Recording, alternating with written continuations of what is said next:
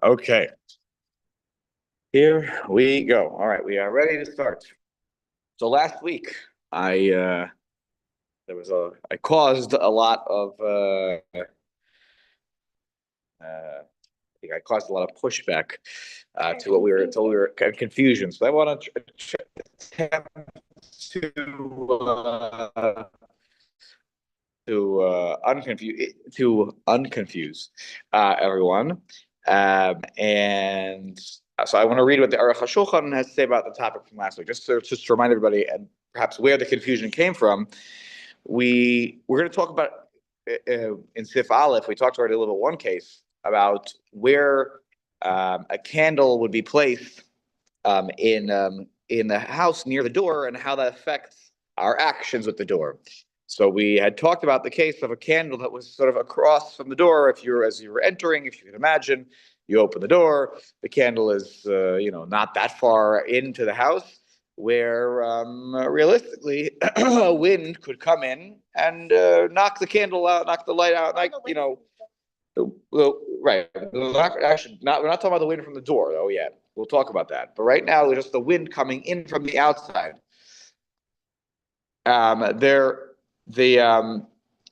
So we said that if we have this kind of situation, we have to be careful to not open. It's actually prohibited from opening the door because you could knock out the light.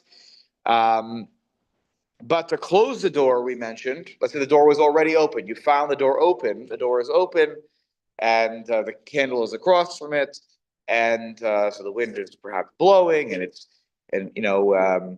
later the Aruch HaShulchan explains it, when when the wind is blowing, it's actually strengthened the candle a little bit. It blows, and it gives it a little more oxygen, right? So when you close the door, the way we had said that this was mutter, and the way I explained it was you were simply removing the thing that was coming in. You were not acting on the candle. You were simply shutting the door, and now the thing that was acting on the candle is just simply not continuing. It's not to say you stopped anything that was by the candle. You prevented anything from coming through the door. And it's almost like being meisir at hamoneh. You're like removing the thing that is preventing the candle from, doing what it might normally do. And so this is what we had talked about last week. So I know that last piece about closing the door being mutter was a bit confusing. So I want to read with Aruch HaShulchan today. And by the way, the same would go for the same halacha would go for a candle near a window. That was what the Ramah had said. Right, but and the reason I mention that right now is because the Aruch HaShulchan is going to mention what a lot of people did in where he lived in the summertime, which wouldn't surprise any of us in a day and age, but without an air conditioning. In doing some research, what did I stumble upon? It was actually in this edition of the Shulchan Aruch. I did a lot more. We'll see as we continue on. The question that people asked last week, it was Hinda, you asked this, but how do you justify then opening the door in general just to go to shul in the morning? A whole bunch of things happen when you go to shul in the morning. So actually, we're going to talk about that here. There's one opinion that's actually a little machmir, which is actually surprising because that would the case the hint as not the candle anymore. That would be like you're opening, it's going to turn the air conditioning on, the heat's going to kick on. Maybe not right away, but it will go on as a result of the temperature change that occurs when you open the door. So we will come to that question today, and we'll also discuss further the question of when you open the refrigerator. The same thing happens, by the way. Forget the lights. When you open the refrigerator, the warm air, the cold air, escapes. The warm air goes in. And the motor will kick on. So how does that work? And so these are things. But let's start with the first thing, just understanding what this case was, and then we'll continue on, and we will get to that today. So that's the plan. Probably, if I'm being realistic, I'm hopeful we'll get through Sif Aleph and Beis, which you can still see on the very page that we're on, and then we'll have some of these extra comments as well as we go along. So let me just read now the Aruch HaShulchan, who give some color to what we've been talking about. This is Sif Katan Vav, Sif Vav in the Aruch HaShulchan. You don't have this in front of you unless you have the Aruch HaShulchan. So just listen though. He says, Neros ha'omdim al hashulchan b'leil Shabbos v'chalon kenegdam. He imagines the case, which is probably the most realistic where this case could come up. You have a Shabbos table. There are lights on the Shabbos table because they didn't have like what we have. So the lights were on the table, and it was near a window. So, Asa liftoach hachalon b'Shabbos shelo yichaban haruach. One is prohibited from opening the window on Shabbos in order that the wind doesn't extinguish the flame. Va'afilu beruach mitzuya. And even if the wind is only a normal wind, not like the storm we had a few weeks ago, there was a lot of wind and everyone took the sukkah down. Normal wind, there's always wind outside, so a little wind. Even if it's just a normal wind, usher. That's like the case of the candle behind the door and across from the door. I'm just reading from the Aruch HaShulchan. Sorry, just to review, and he gives a nice explanation here. So that's like the candle that's behind the door, that's near the door. That according to Rashi is according to Rashi's explanation how the Gemara is to be read. That's how the Rama paskins in Sif Aleph, that you can't open the door or the window if the candle is right there and it's in position that it could be blown out by Ruach She'ena Mitzuya, even though right now, not abnormal wind, even though right now it's only normal wind. It's a gzeira in some ways. Velino mutar. But to close the door that's already open, right? The door is already open, or the window is already open, right? The window is open from before Shabbos, right? And, the candles are... V'af she'anu roin b'chush k'shehachalon pasuach barim haneros yoser b'chozek al yedei haruach u'k'sheno alim einam barim kol kach b'chozek. And even though we see, right, we can notice, we can feel it, roin b'chush, like we can see it, like we can feel it. There's something there. When we close it, it changes. So he says when the window is open, the candles burn a little more. Yoser b'chozek. It looks like they're a little stronger. It looks like it's a little stronger because of the wind, because of all the air, right? The oxygen. Yes, obviously too strong will blow it out, but you have a fire, a little bit of oxygen, so it helps it, right?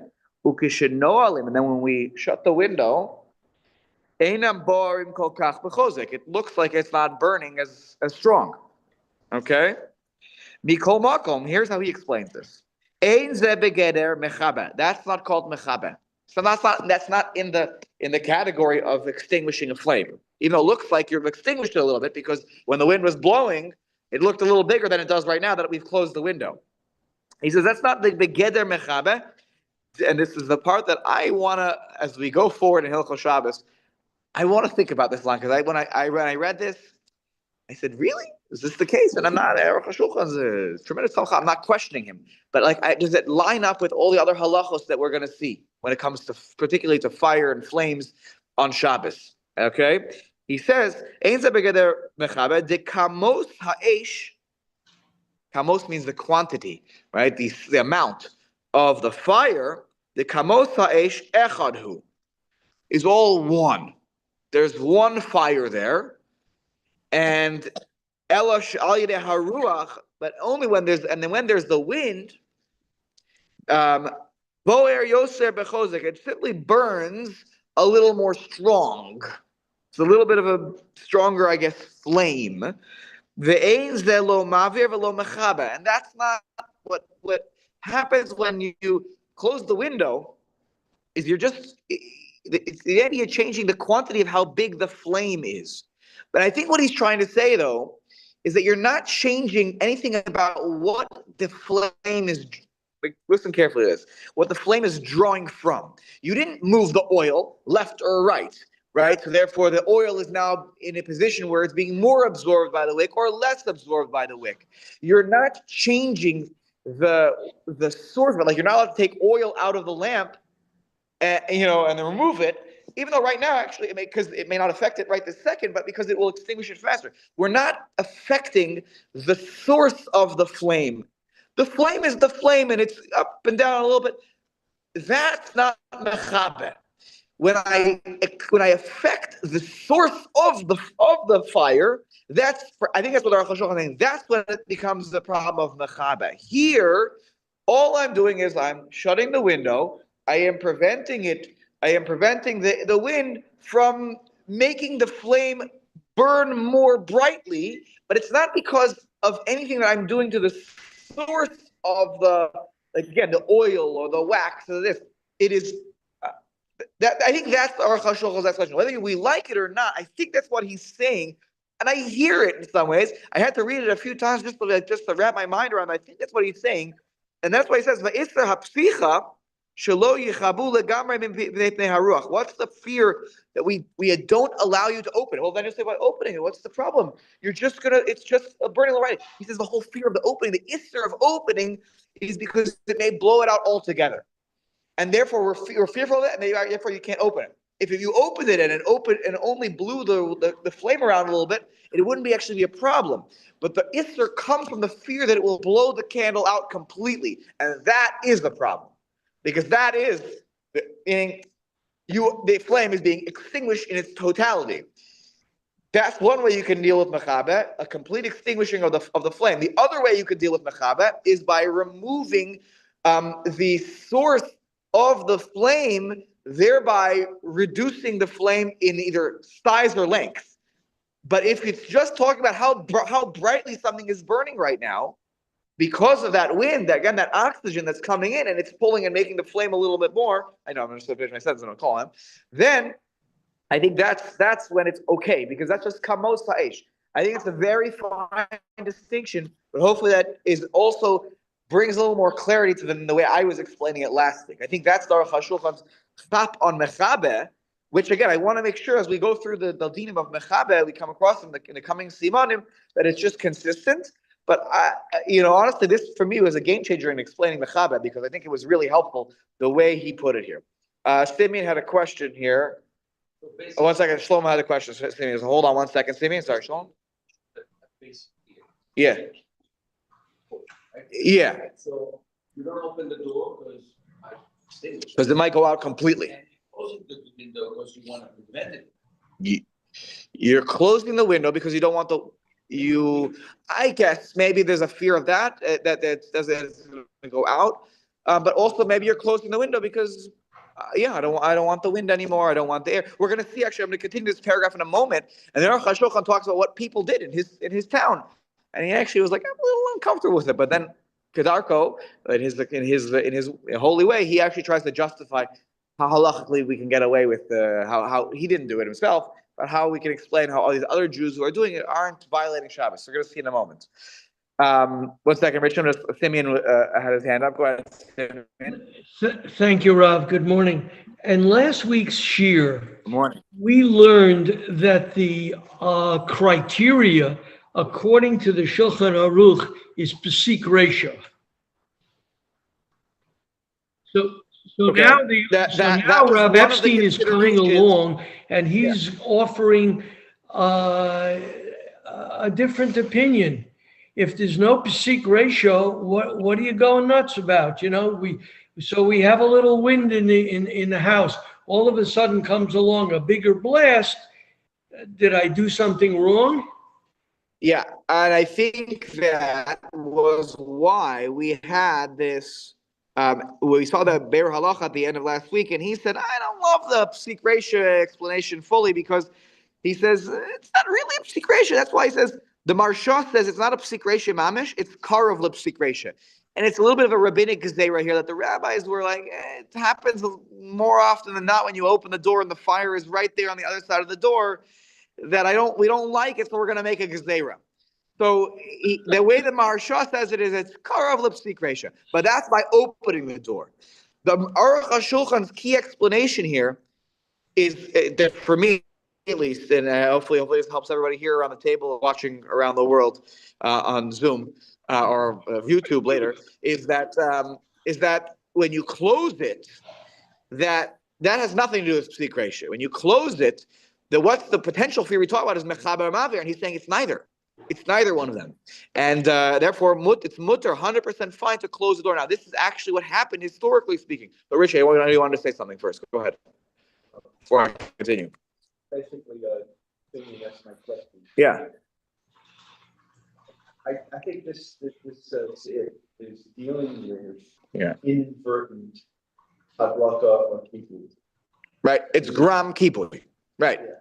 So we deal with drama or secretia. That's it. We're not going to be talking about the technicalities of kipui, the technicalities of hadlaka here, because nobody's intending to do that. Right. It's the inadvertent. It's to open the door, the wind blows it out. Right. You know, we're already kind of like at least one or two steps away from adjusting a flame. You know, we're certainly not Right, we're just a flame on shop. right. But if you're doing something which may adjust the flame, that's what we're talking about here. Right. And they're kind of coming down on the Machner side. with open door. 100%. Yeah, like it's a big zera. Right. Well, because in either case, we're not talking about kipui or hadlaka. We're not. We're talking about the inadvertent result of opening and closing the door. The only thing I would say is that if you know that opening the door will extinguish the flame, then we're talking about extinguishing the flame. If it's not, and that's where the psik ratio comes in, because like, oh, it's a known result. What Simeon's point is, and I think it's your point as well, Richie, is that it's not a known result. And even the Aruch HaShulchan is acknowledging that. He says the Isser Psicha is shelo yichbu legamer b'bnei aruch, it's the sphere that will go out completely. But if you don't know for sure it will go out, that's not called a psik ratio, right? That's the davar shein miskav, and it's something else. And that's why the Maharsha explains when we talk about psik ratio here, you can't be talking about psik ratio mamash. She says this is kara of the psik ratio, and the rabbis were goes there here. You're right. They're being machmir here beyond. This is part of the long street of davar shein. Right, fine, and I that I acknowledge. But here the rabbis are being creating a furrow, or whether you're closing, opening the door and putting out a light. Yes. In both cases. Yes. Going back, Rabbi Shimon or Rabbi Yehuda in the Mishnah of, by doing this intentionally. Yes. And then the question.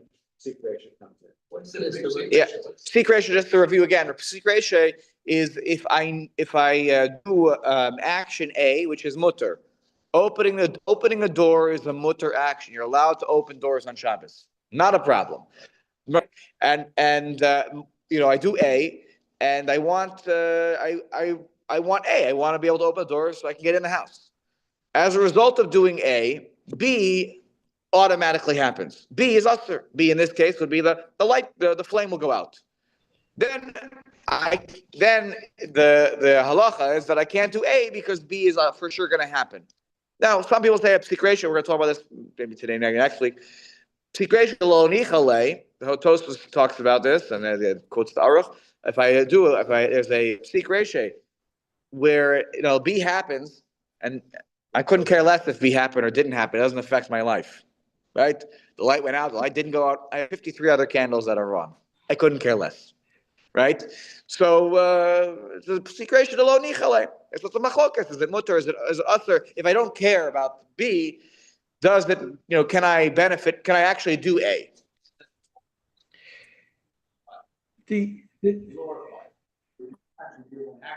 Yeah. Necessary to actually bring something that is against.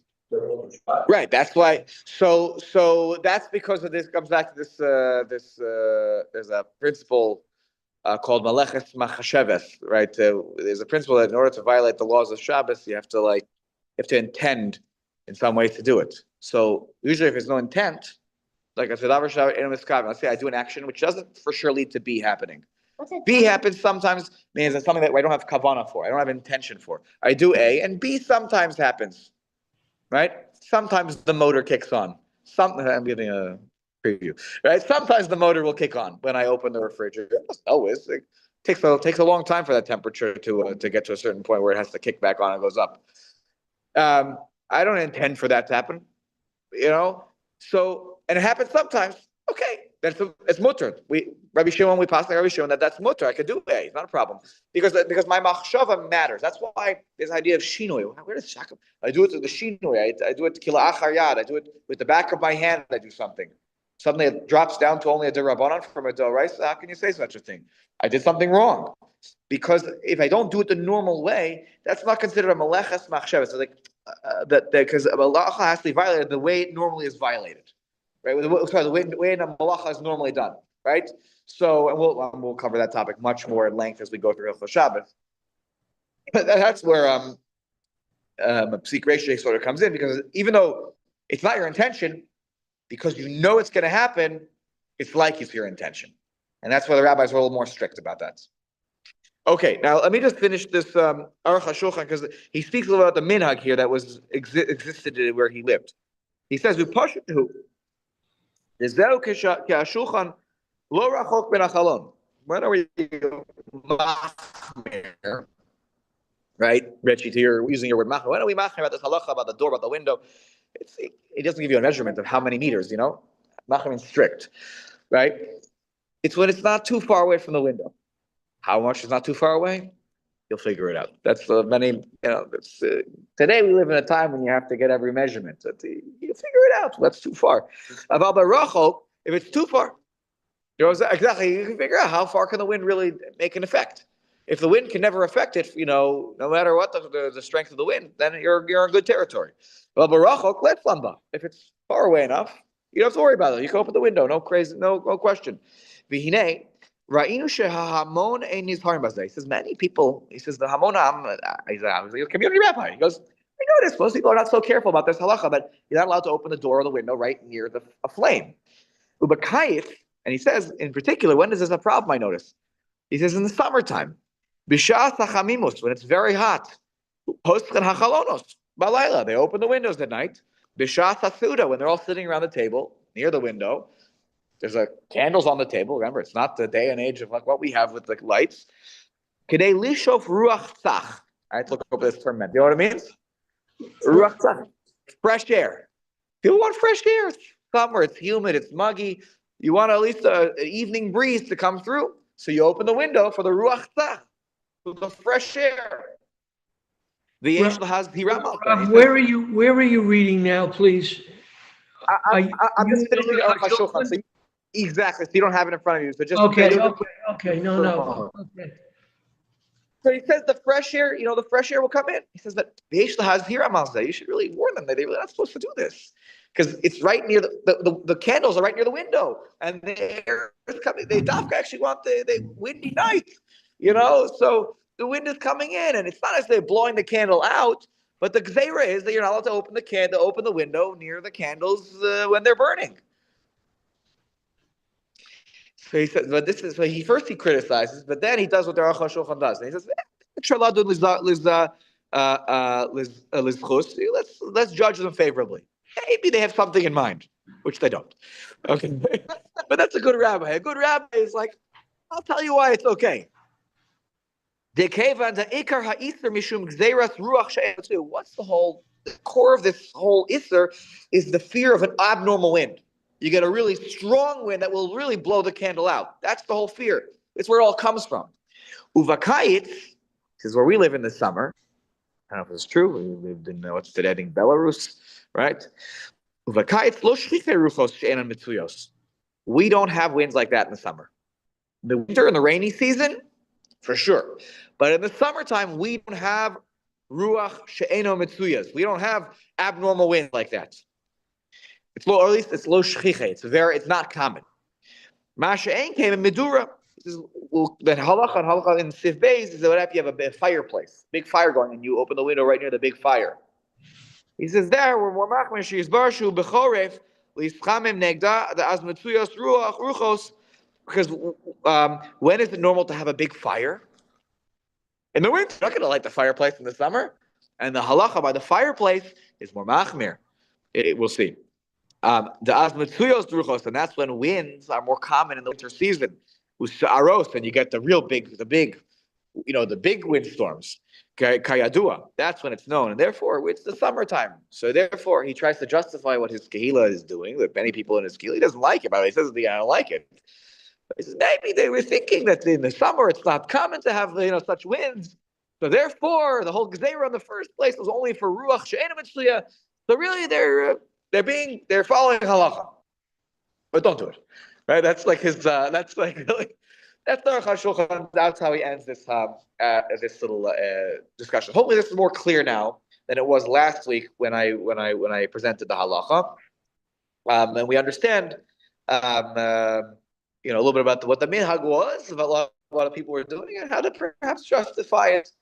Okay, now if we can, yes, Steve. Yes, let's hear it. Somebody who I don't know, Okay.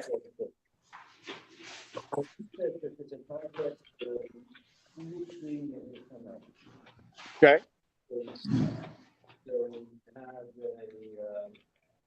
some type of project that has a purpose, and you do something where that object can no longer do its primary purpose. Right, we had this with the bowl that caught the oil. Remember, everybody, with the oil, we were catching the dripping oil. So then you mevatel the clean. We talked about that. That's not allowed. Yeah. So he says that if you close the window, you can't open it. So now you negate the purpose of windows, open and close. Because now, as fear. So you were actively dying to mevatel the window. That's fascinating. We're going to see something today. There are many who probably push back against him, right? I was going to say, we're going to see today that with the door, he's trying to say that because when you close the window, I understand what the Hilchot David is saying. I get it. I think that many are going to disagree. I'm not going to take a position because I'm not a great rabbi like them, but Just because of the candles, you don't have candles. no, because the candle is burning. You close the window because it's mutter. We talked about that. It's mutter to close the window, but now to open the window is mutter. Because the gezerah, because maybe there's a ruach she'ena matzuya. Even if it's a ruach matzuya right now, it's a gezerah. You can open it back up. So he's trying to say because when you close it, you're being mevat the window from being a window.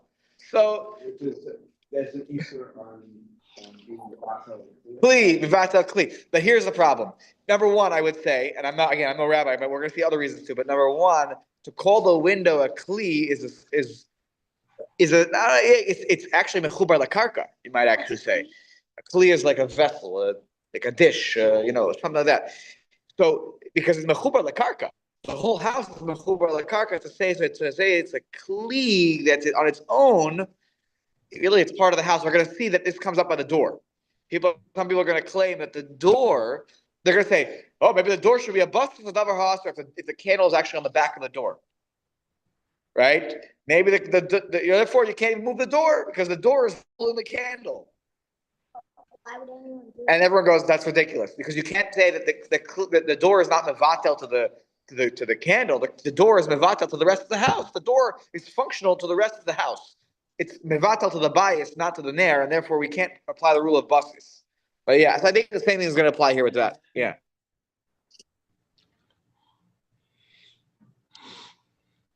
Yeah. Yeah. Because if you move away, the wind is going to blow the candle out.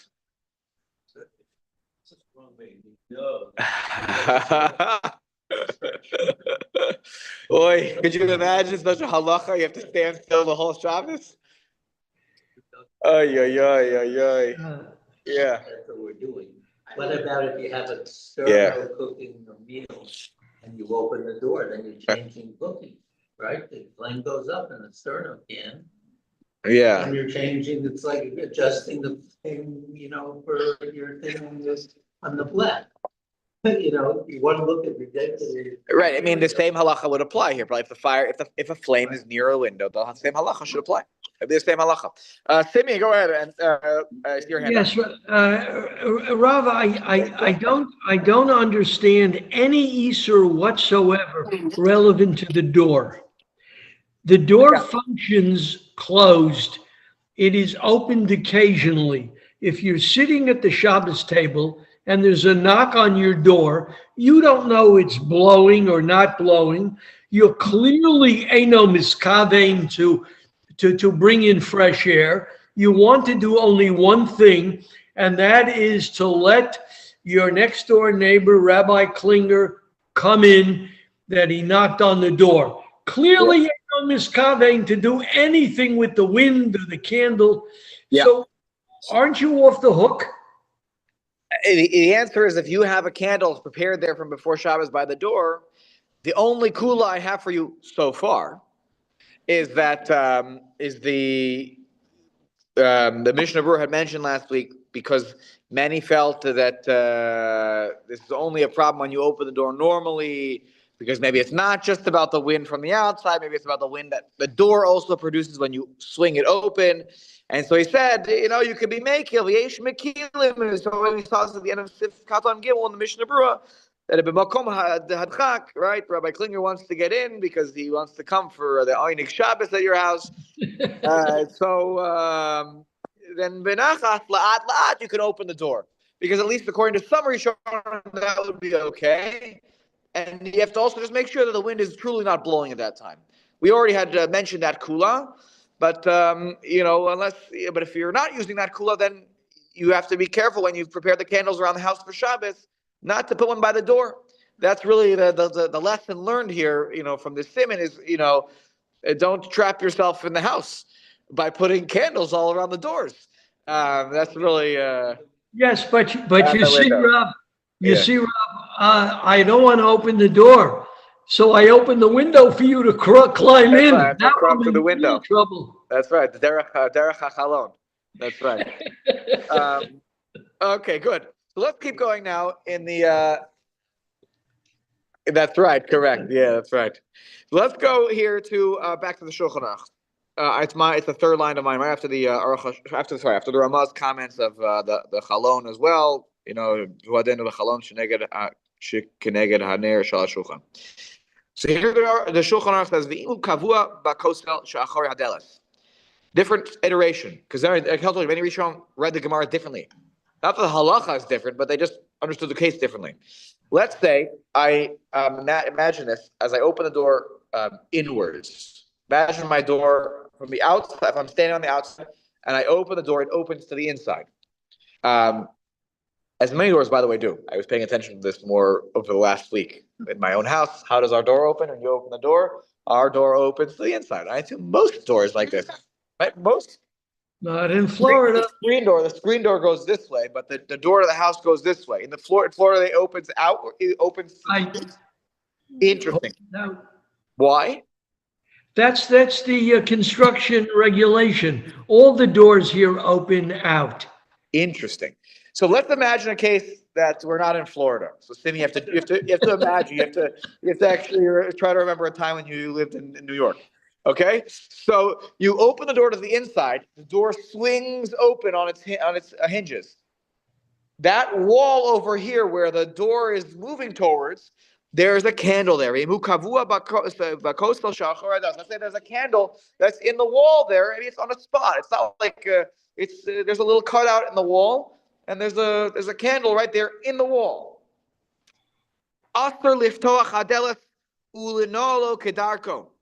You're not allowed to open or close the door. I'm gonna shake the candle. Very good. It's not allowed to open or close the door in a regular fashion, kedarko, where you kind of you swing the door open. They probably also didn't have door stops, if I had to imagine, like we do on every door. Shema tehei hadelas, as the Yair just beautifully said, no keshes alav etechabenu. What's gonna? What were you reading ahead or something like that? So that the door doesn't hit the wall, right? It's not going to hit the candle. It'll hit the wall, utchabenu, and it will extinguish the flame. Ella posech v'noal benachas. You can open and close benachas, gently. You can't swing the door open or slam the door closed. That's where we put it in the back. Right, Chris. Right. Why did I put that candle over here? Because I came to the shear, but I didn't get to the second part of the shear, so I put the door, and then you come. Oh, there's another problem. If I swing the door open violently, right, or close it with a big bang. What's a door? That's like, at the bottom of a lot of doors, there's a little thing that sticks out from the bottom, so that when if you swing the door open, it hits it. Boom, so that that the door handle doesn't hit the wall and start causing a dent into the. Okay. School. Yeah, they have them at school. Like the things that you put in the door, like. It's at the bottom of the door. It just helps the door not hit the wall. Okay, it's very small. Yeah, well, I'll show you at our house. Yes, I'll show you. Okay, I'll show you. Okay, so you can if you do it benachas. Now, let's take a look at the Mishnah Berurah here. Sif Katan Hey. There was one part of this, which in Sif Katan Vav, that shouldn't have made sense to you. Okay, based on the positioning of the candle. Hey, the door opens to the inside. And the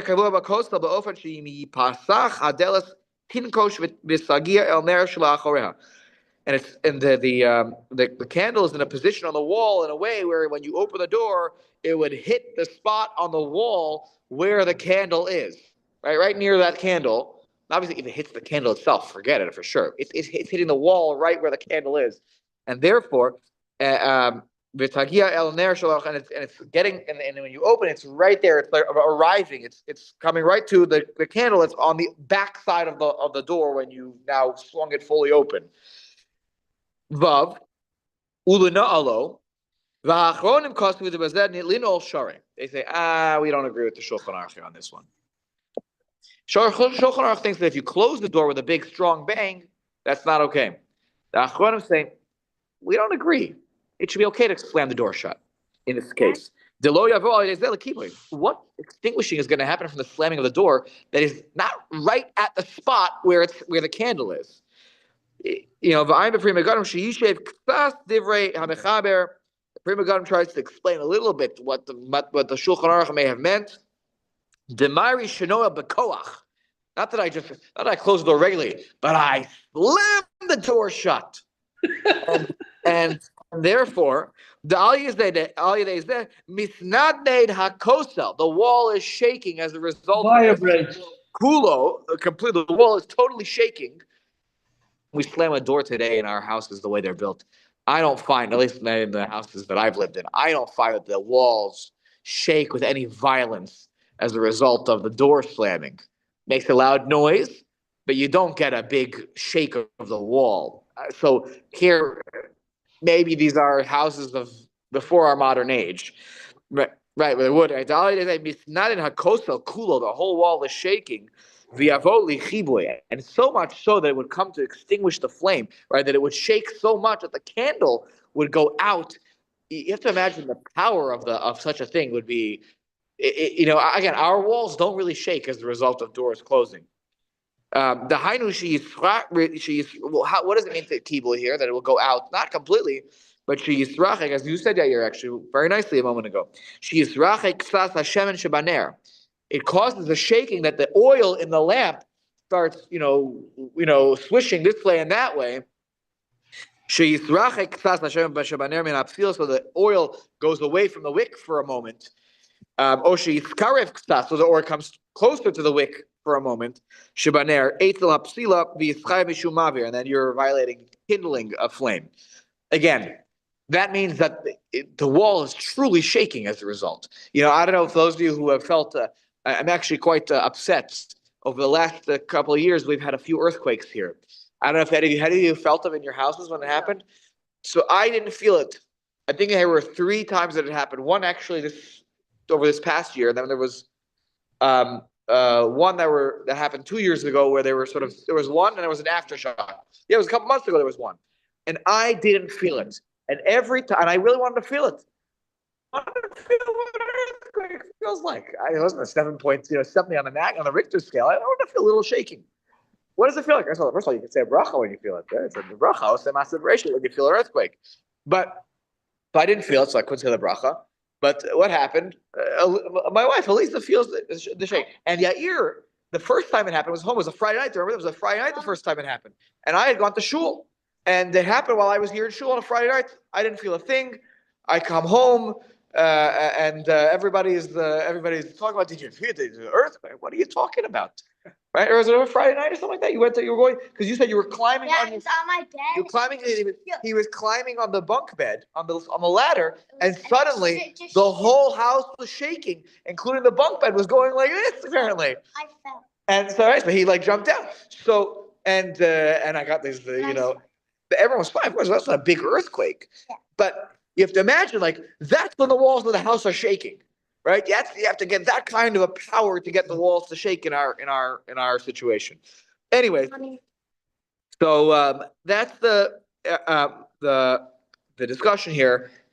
And that's why they disagree with our Shulchan Aruch. The Shulchan Aruch is thinking, oh, maybe you're slamming a door. It's like, come on, most of them are like, even if you slam the door, it really isn't going to affect it. It's when the door swings right near the candle, and you can imagine the wind in that spot, the actual knocking on the wall by that spot might cause a little bit of shaking locally. But to extend that to the door slamming over here and the candles over here, most didn't want to extend that. Okay, Zion. Oh, we didn't get that. Let's go back up on top. Next case. We're in the Shulchan Aruch.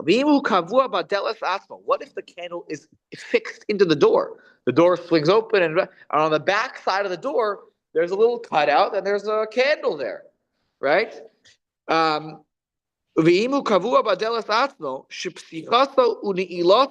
opening and closing of it will cause the oil to come close or to distance from the wick. Just by the moving of it, you're moving the candle. You're literally moving the door, and the force of it is just moving around the oil. Therefore, in that situation, if the door is on the back side of if the candle's on the back side of the door, then it would be prohibited to open or close that door while that candle is going.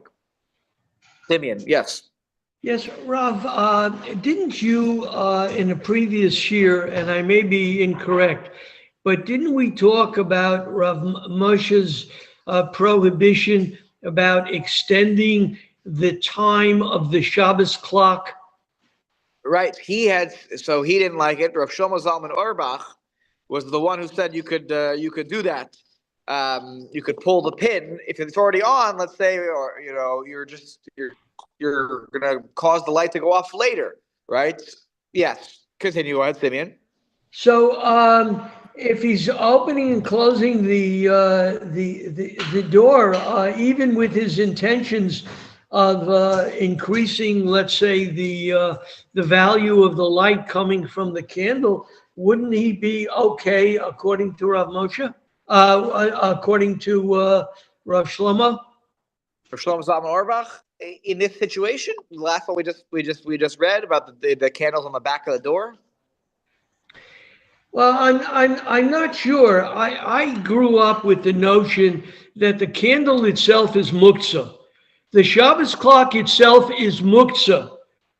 So there's no way you can readjust the time for the benefit of the orchim that were unanticipated, let's say.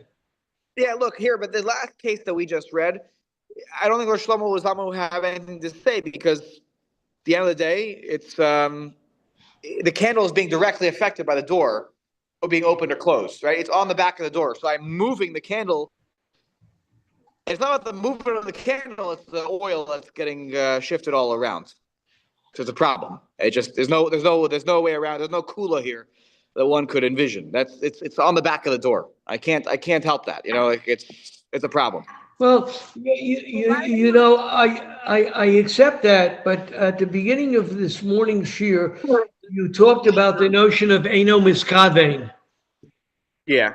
And if you go back to what Rav Moshe said about the Shabbos clock, the kivun is obviously there to extend the time. He didn't like it. He absolutely did not like it. The Shabbos clock shouldn't be touched. He felt like that was doing something wrong. Biyadayim, you're causing it yourself. Rav Shlomo Zalman was just simply applying the rule that we talked about earlier this morning, that if I remove the pin, I'm not changing any. It's like me closing the window. He said, right? I'm just distancing the thing that could cause a problem. I'm distancing the wind from the candle. I'm distancing the time that the light will go off from the from the current time. I'm not changing anything. What did I change? Nothing changed really. I was just doing an action that was mutter. I didn't change anything that was I didn't bring the Isser, or change the candles, the Shabbos clocks that will go off earlier. That would be a problem. Now I'm actively creating something that's going to happen sooner. Again, I may disagree with Shlomo Zalman Auerbach. By the way, fun fact. I'm on the record because I'm being recorded here. What do I care? I'm saying something that's on the OU website. I happened to have been. I was looking through, trying to find some makoros on mechaba, on extinguishing a flame, and I came across the OU's website. Someone was writing about. They wrote about each malacha, and they actually at the end they wrote about this kula of Shlomo Zalman Auerbach. They didn't say it in his name, and they actually wrote it as if it was accepted halacha. They quoted it as this is acceptable if you're distancing, the prohibition. It was okay. So I'm just putting out there that perhaps this kula of Shlomo Zalman Auerbach is more accepted than I'm even aware of, because it was presented as if it was understood rule of mechaber. Okay. Well, it's certainly a kula. It's a kula. I'm acknowledging that there are many who are machmir on that question, and but keep that in mind. The whole thing with the pin, you're extending. Right. Okay, where were we here? Let's resign in the Mishnah Berurah. Mikarev Hashem and v'chulei. Okay, that if it's on the back of the door, it's going to create for sure the problem with the oil moving. And as a result, you're going to kindle or extinguish the flame, maybe both, in the process of the shaking of the oil. And even though you don't have kavanah for this, you don't actually care. Because by the way, at the end of the day, the candle will readjust to its normal size. So you couldn't care less for those. First of all, by the way, if you're leaving, for sure you couldn't care less. I'm leaving. I am actually not benefiting from the light at all. I closed the door, right? If I'm leaving. If I'm closing the door from the inside, so I care if the candle is on. But I don't actually care probably for the minuscule whatever. But okay, even though I don't care, mikol makom sikre shehu. It's undoubtedly going to happen. It's a psik. If it's on the back of the door, there's no way that candle is not the oil is not shifting. It's literally I'm moving and when will it move the most? When I start the opening of the door, or when the door closes shut, right? And the little physics here, everything's in motion, and then it comes to rest, or vice versa. If you're opening the door, and that's when the oil is going to likely move the most. Okay, it's undoubtedly going to happen. That's why it's a psik, and therefore it's not allowed. Can't open, can't close it. And this makes sense to me. If you open it gently, where it's not a guarantee that the oil will shift. If I even open the door, let's say I'm opening it from the inside, and I turn the doorknob handle and I'm moving it slowly like this, there's no guarantee that the oil is going to move. Therefore, it's not a psik anymore. Even if by accident at one point I pull it a little bit harder for just a moment, that wasn't a guarantee. If it's not a guarantee, it's not a psik, right? You could say it's karav psik, but that's a new category. The Gemara never talks about karav psik. It's davar she'eino miskaven, now intense, something that's close to for sure happening. So that is going to be mutar, he says here, because it's not a for sure thing. Now, this goes to the question that you mentioned, Steve, a moment ago about the window case. But here they're going to talk about the door. Vein ister betiltul haldeleth. But the candle is on the door, so shouldn't there be an ister of muktzeh, of moving the door now? Because it's holding up the candle. But he says, "Ein iser betiltul hadelas." There's no prohibition of moving the door. Mishum haner hamuktzeh hakavua ba. I want to open it carefully, so I'm good. But what about the flame is on? It should be muktzeh. There's a candle. Mishum haner hamuktzeh hakavua ba, which is fixed on there. It's set up. It's there's a little cutout for candles on the back of the door. Lefisha hadelas lo nasis basis laner. You know why it's not prohibited? Because the door is not a basis. It's not a holder of it's not a holder of the flame, of the candle.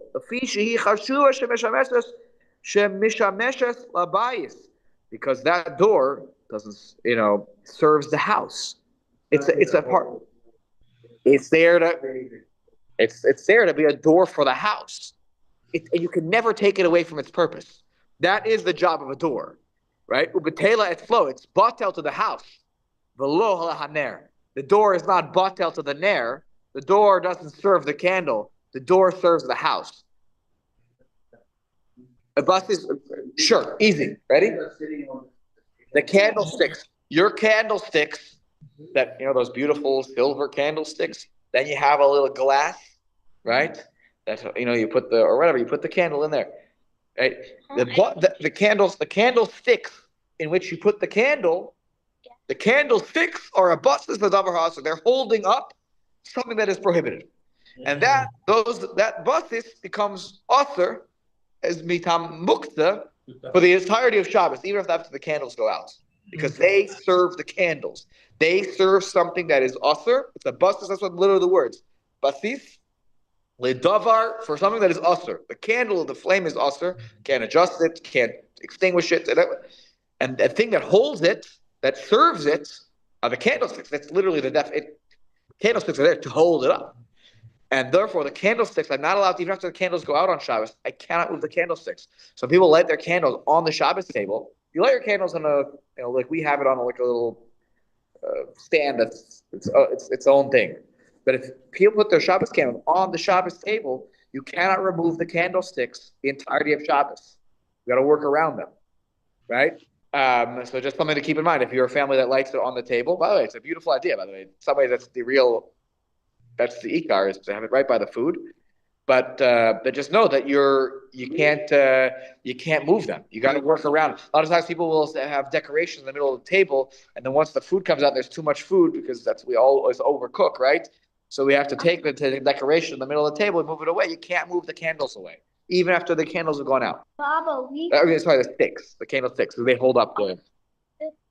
But it's not on the table. You're right. So we have at least the light is there, right? So when we make kiddush and we lamotz and we enjoy our meal, it's there. But we're not that.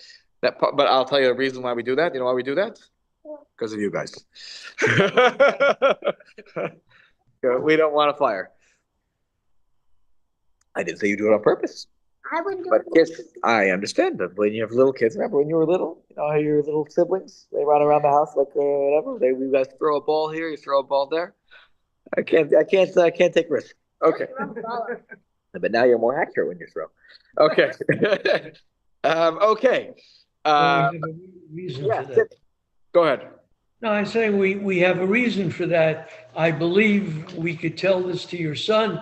Yeah. That pikuach nefesh docha Shabbos. Right, I'm not taking chances here that there will be a fire. Exactly, it's not worth the risk. Even though I would love to be able to put it on the Shabbos table, it's not worth the risk. Sorry. You don't have to apologize. You're allowed to be a kid.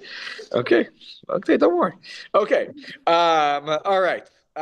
Let's take a look at the Ramah here. Okay, as we finish Sif Aleph, uvener shel sha'ava motor liftoach. Let's say the candle on the back of the door is not an oil lamp, but it is a wax candle. So then the Ramah says it's perfectly permissible, to open and close, even though it's fixed into the door. What's the difference now? Well, the oil swishes around when you move the door. But the shava does not. Good, exactly. So even though what's going to happen when you close the door, sometimes you get like the candle might trail, but the flame might trail behind. Did you really extinguish or kindle the flame? Not really. It didn't really happen. As the oil swishes around. Here, that didn't really happen. Look what the Mishnah Berurah explains. Shel shava v'shel chelev. He also includes animal fat here. If the candle's made of animal fat. If